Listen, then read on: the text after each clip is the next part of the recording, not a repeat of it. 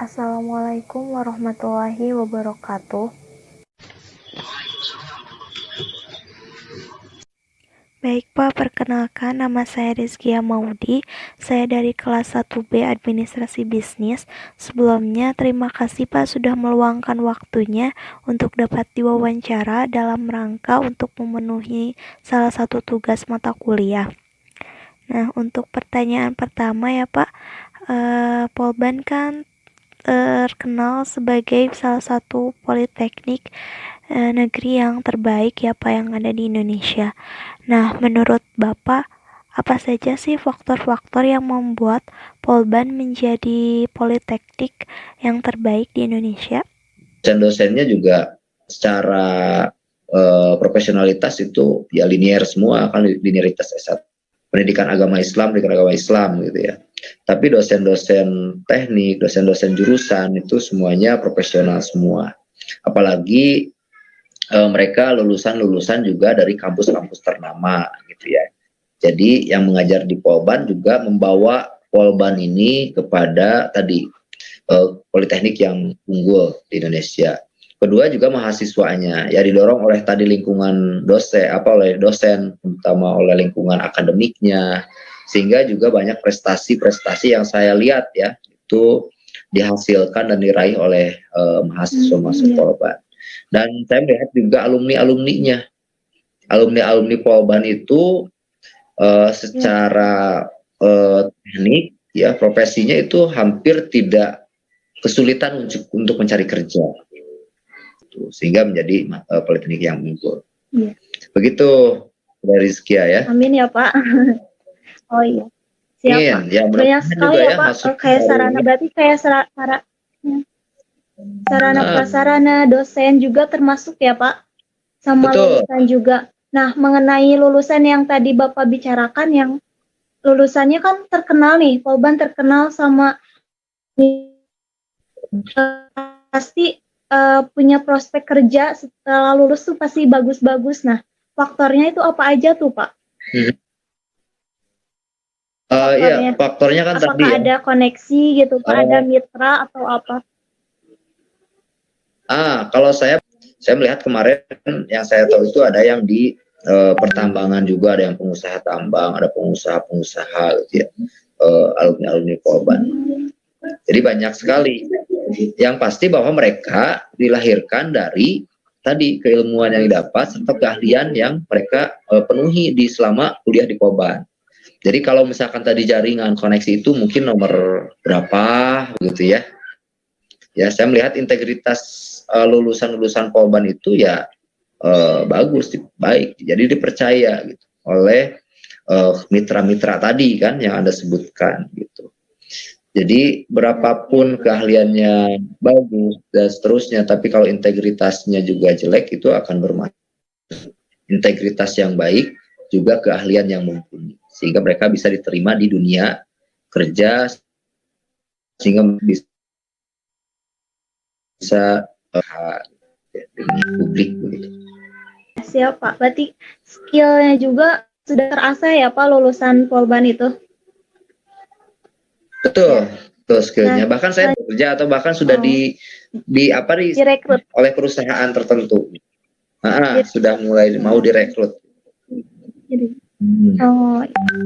Nah Pak, selanjutnya pertanyaannya ke arah lebih ke mahasiswaan nih Pak, lebih kayak curhatan kayak gitu. Nah Bapak gimana sih cara untuk menentukan skala prioritas nih Pak buat antara belajar sama berorganisasi gitu Pak? Soalnya kan kita juga butuh soft skill juga gitu Pak dengan ikut berorganisasi. Menurut pandangan Bapak kayak gimana nih Pak? Saya ingin mencoba memahami dulu ya, mahasiswa Polban itu dia selain sibuk belajar di kelas, kemarin apalagi di offline ya, itu harus juga bergelut dengan praktek di lab, sehingga waktunya memang banyak terkuras atau bahkan maksimal ya, bukan terkuras, maksimal di tadi apalagi di lab. Saya nggak tahu di BA ya, di BA ada prakteknya seperti apa gitu. Cuman yang teknik-teknik yang lain mesin dan seterusnya memang di situ mereka kesibukannya di situ. life skill soft skillnya memang juga penting ya, sehingga memang tadi manajemen waktu ini yang harus betul-betul ketat. Dan ini menariknya mahasiswa teknik ya. Jadi mahasiswa teknik itu di satu sisi dia disibukkan dengan perkuliahan praktek dan seterusnya, tapi juga dituntut untuk memiliki sosialita sisi sosial yang tinggi. Sehingga yang penting adalah manajemen. Ya, Anda juga akan bisa memprediksi tiap semester itu nanti perkuliahan saya seperti apa. Sehingga nanti Anda mengenal mana organisasi yang cocok atau bahkan mungkin sesuai dengan minat dan bakat Anda ya, yang bisa Anda geluti. Berdasarkan skala prioritas Anda bisa akan melihat ya, kalau perkuliahan itu kan sudah wajib. Ya, akademik itu sudah wajib. Anda boleh kalau nggak salah 30% untuk tidak hadir. Kan begitu ya. 30% atau 20% hadir ke ruangan. Nah, dimanfaatkan. Yang 25% itu kalau misalkan betul-betul itu skala prioritas yang harus saya ikuti dalam organisasi ya, kegiatan ya ikuti. Karena ada jatah itu. Tadi ya, kalau skala prioritas itu kan ada yang mendesak, ada penting. Mana nanti yang Anda kira-kira ini mendesak. Ini penting, ini juga penting, tapi tidak mendesak, gitu kan. Ini penting, betul, tapi ini bisa nanti. Betul banget, Pak. Pusing tuh, Pak, kalau gitu. Jadi betul, pilih yang mendesak atau yang penting dulu, Pak. Atau dua-duanya, yang mana mendesak sama yang penting. Ya. Kan bingung gitu. Nanti ada skala prioritas 1, 2, 3 ya. Nanti Anda pilih. Ini mendesak, ini penting. Ini mendesak, itu penting. Gitu. Ini mendesak saja, tidak penting. Ini mendesak saja. Kalau mendesak pasti penting sih ya. Kalau mendesak tapi penting. Kalau mendesak harus itu juga, harus itu juga. Kan?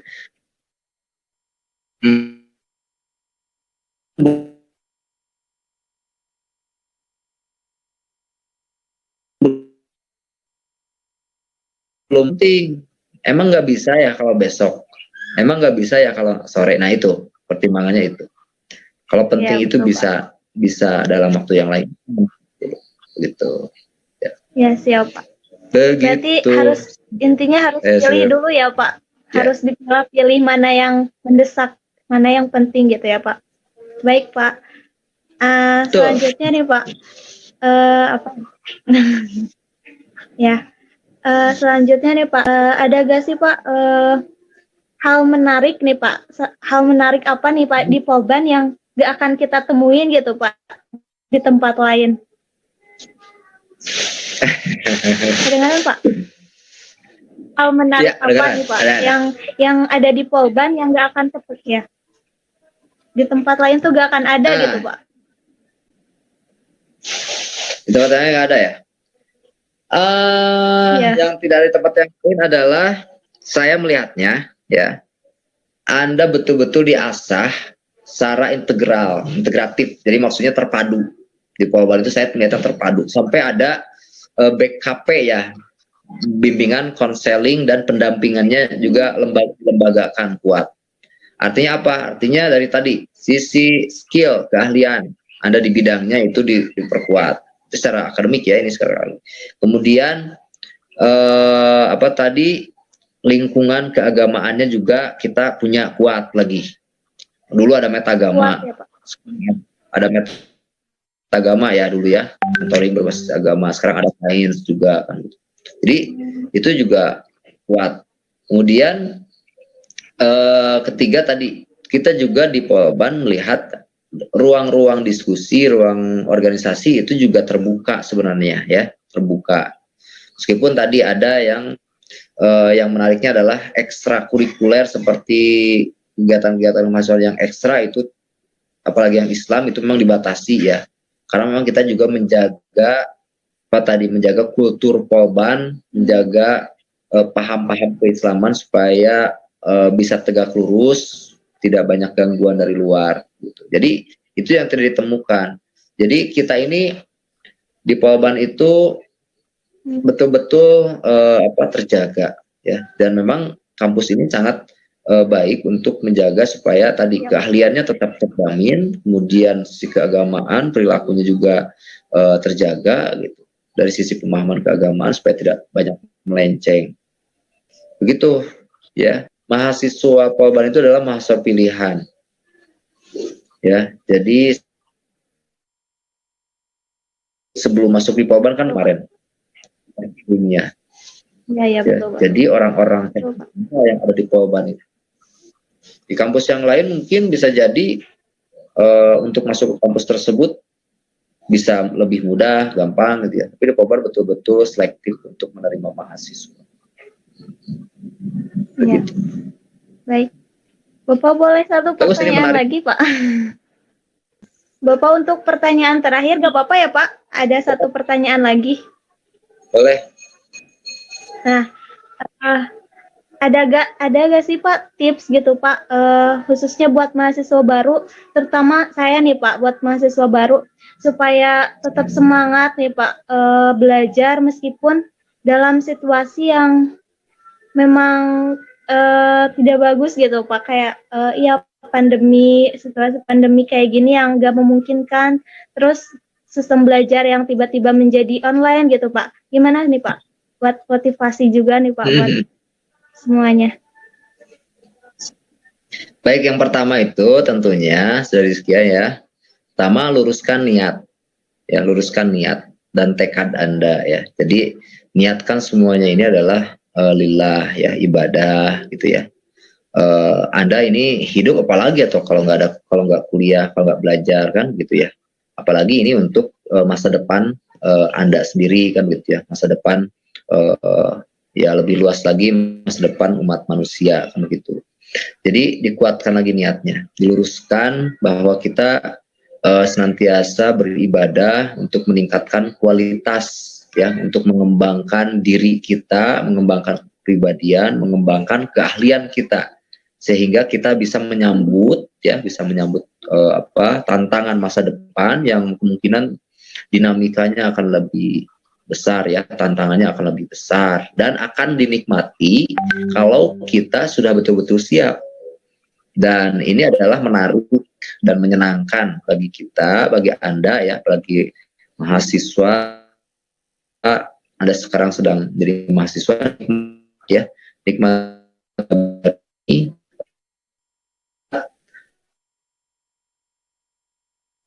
senantiasa berdoa juga ya, karena apapun yang Anda lakukan, semangat yang ada dalam diri Anda itu adalah semata-mata anugerah dari Allah begitu. Dibuat enjoy saja ya, dibuat enjoy, dibuat ini semua adalah bagian dari dinamika yang harus kita hadapi. Justru ini menarik gitu ya. Itu mungkin belum tentu bisa bertemu orang melalui layar seperti ini kan begitu. Justru kita lebih keren kan sebenarnya kan begitu. Alhamdulillah Pak sudah selesai. Terima kasih sudah berkenan meluangkan waktunya. Mohon maaf apabila ada kesalahan Pak. Wassalamualaikum warahmatullahi wabarakatuh.